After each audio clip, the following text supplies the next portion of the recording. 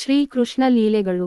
ಮಥುರೆಯ ರಾಜನಾದ ಕಂಸನು ತನ್ನ ತಂಗಿ ದೇವಕಿಯ 8ನೇ ಮಗನೇ ತನ್ನ ಪ್ರಾಣವನ್ನು ಹಿಂಪಡೆದುಕೊಳ್ಳಲಿರುವನೆಂದು ಆಕಾಶವಾಣಿಯಿಂದ ತಿಳಿದಾಗಿನಿಂದ ಆತ ಬಿಗು ಆತಂಕದಲ್ಲಿ ಬದುಕುತ್ತಿದ್ದ. ದೇವಕಿ ಮತ್ತು ವಸುದೇವರನ್ನು ಕಾರಾಗೃಹದಲ್ಲಿ ಬಂಧಿಸಿ, ಅವರ 6 ಮಕ್ಕಳನ್ನೂ ನಿರ್ದಯವಾಗಿ ಸಂಹರಿಸಿದ. ಆದರೆ 8ನೇ ಮಗನಾಗಿದ್ದ ಶ್ರೀಕೃಷ್ಣನನ್ನು ರಾತ್ರಿಯಲ್ಲಿ ವಸುದೇವನು ಕಾರಾಗೃಹದಿಂದ ಸುರಕ್ಷಿತವಾಗಿ ಹೊರತಂದು ಗೋಕುಲದಲ್ಲಿ ಯಶೋದ ಮತ್ತು ನಂದಗೋಪರ ಮನೆಯಲ್ಲಿಟ್ಟನು. ಯಶೋದ ಆ ಮಗುವನ್ನು ತನ್ನ ಮಗನಂತೆ ಬೆಳೆಸಿದ್ಲು. ಕಂಸನು ಮಕ್ಕಳ ಸಾವಿನ ಮೂಲಕ ತನ್ನ ಭಯವನ್ನು ನಿವಾರಣೆಗೆ ಯತ್ನಿಸಿದರೂ, 8ನೇ ಮಗನ ಶಕ್ತಿ ಮತ್ತು ದೈವಿಕತೆಯ ಕುರಿತು ಅವನ ಮನಸ್ಸು ಸದಾ ಚಿಂತೆಯಿಂದ ಕೂಡಿತ್ತು. ಮಗುವು ಗೋಕುಲದಲ್ಲಿದೆ ಎಂಬ ಸುದ್ದಿ ದೊರೆತಾಗ ಕಂಸನು ತನ್ನ ರಾಕ್ಷಸಿ ಸೇವಕರೊಂದಿಗೆ ಸಭೆ ಕರೆದನು. ಆಗ ಪೂತನಾ ಎಂಬ ಶಕ್ತಿಶಾಲಿ ರಾಕ್ಷಸಿಯು, ನಾನು ಆ ಮಗುವನ್ನು ಕೊಲ್ಲುತ್ತೇನೆ ಎಂದು ಘೋಷಣೆ ಮಾಡಿದಳು. ಕಂಸನು ಸಂತೋಷದಿಂದ ಅನುಮತಿ ನೀಡಿದನು. ಪೂತನಾ ವಿಷದಿಂದ ತುಂಬಿದ ಹಾಲನ್ನು ತೆಗೆದುಕೊಂಡು ತಾಯಿಯ ವೇಷದಲ್ಲಿ ಗೋಕುಲದತ್ತ ಹೆಜ್ಜೆ ಹಾಕಿದಳು.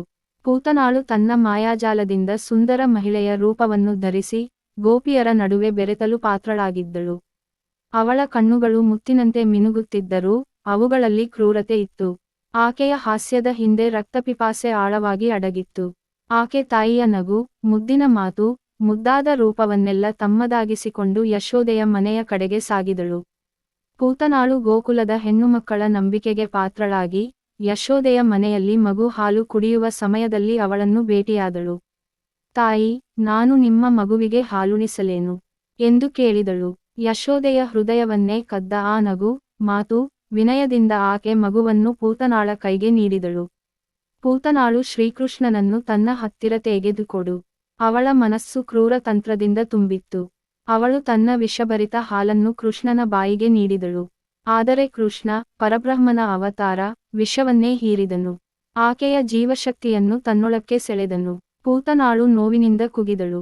ಅವಳು ತನ್ನ ನಿಜವಾದ ರಾಕ್ಷಸ ರೂಪವನ್ನು ಪಡೆದಳು. ಭೂಮಿ ಕಂಪಿಸಿತು. ಆಕೆಯ ಕಣ್ಣುಗಳು ಬೆಂಕಿಯಾಗಿ ಜ್ವಾಲೆ ಹೊರಹಾಕಿದವು. ಅವಳ ಶಕ್ತಿ ಕ್ಷೀಣಿಸುತ್ತಾ ಹೋಯಿತು. ಕೃಷ್ಣನ ಮುದ್ದಾದ ಮುಖದಲ್ಲಿ ನಗು ಹರಡಿತ್ತು. ಪಾಪದಿಂದ ಕುದಿಯುತ್ತಿದ್ದ ಪೂತನಾಳು ದೇವಶಕ್ತಿಯ ಮುಂದೆ ತಲೆಬಾಗಬೇಕಾಯಿತು. ಕೊನೆಗೆ ಭೂಮಿಗೆ ಬಿದ್ದು ತನ್ನ ಪ್ರಾಣ ತ್ಯಜಿಸಿದಳು. ಪೂತನಾಳು ಪಾಪಿ. ಅವಳು ಶಿಶುವನ್ನು ಕೊಲ್ಲಲು ಬಂದಿದ್ದಳು. ಆದರೆ ಶ್ರೀಕೃಷ್ಣನ ಸ್ಪರ್ಶದಿಂದಲೇ ಆಕೆ ಮುಕ್ತಿ ಪಡೆದಳು. ಭಗವಂತನಿಗೆ ತಾಯಿ ಎಂಬ ಭಾವದಿಂದ ಹಾಲುಣಿಸಿದ ಕಾರಣ ಅವಳು ಮೋಕ್ಷ ಪಡೆಯಲು ಅರ್ಹಳಾದಳು.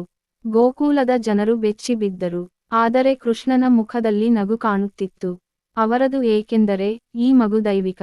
ಅವನು ಇವಳನ್ನು ಕೊಲ್ಲಿದ್ದರೂ ಅವಳ ಆತ್ಮವನ್ನು ಶುದ್ಧಪಡಿಸಿದ್ದ. ಪೂತನಾಳ ಪಾಪಗಳು ಕರಗಿದವು. ಆಕೆ ಶ್ರೀಕೃಷ್ಣನ ಕೃಪೆಯಿಂದ ಮೋಕ್ಷವನ್ನು ಹೊಂದಿದಳು. ಈ ಕಥೆಯು ನಮಗೆ ಒಂದು ಶಾಶ್ವತ ಪಾಠವನ್ನು ಕಲಿಸುತ್ತದೆ.